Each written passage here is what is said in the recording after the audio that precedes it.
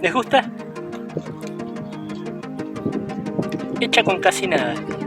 Ahora les voy a mostrar el video y van a ver que cualquiera lo puede hacer sin invertir un mango.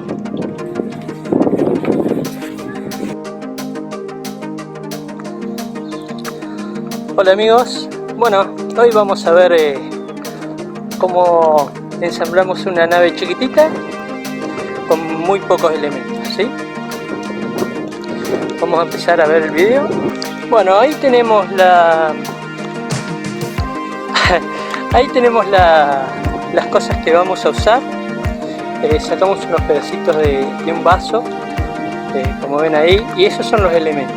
Ahí tenés un tarrito, una cucharita, distintos elementos que nos van a servir para armar el prototipo. Bien, esa es la navecita que vamos a hacer. Ya la estamos pegando. Ahí están,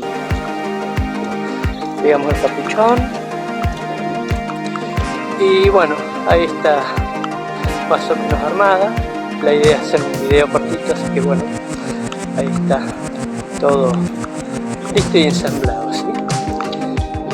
Ahora lo que vamos a hacer es pegarle plaquitas de cartón que van a simular placas de chapa, así que el metal es fundamental para que quede lindo. Y bueno, ahí no lo mostré, pero bueno, estamos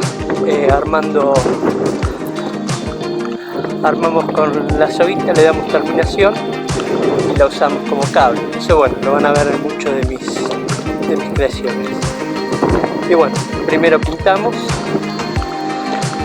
con verde y después le pintamos con plateado y bueno, después le damos una aguada. Son cosas que se repiten en todos los procesos. Van a ver que cada vez que armamos algo y lo pintamos, estamos usando más o menos las mismas técnicas. Así que bien.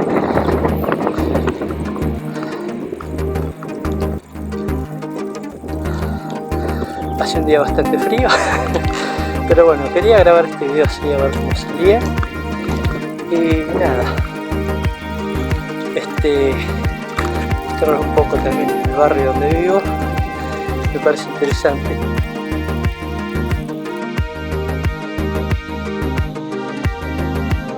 Ahí está terminada la navecita. Y bueno, con esto concluimos el video. Espero que les haya gustado. Déjenme un comentario, suscríbanse, ese tipo de cosas. Nos vemos en el próximo video. Chao.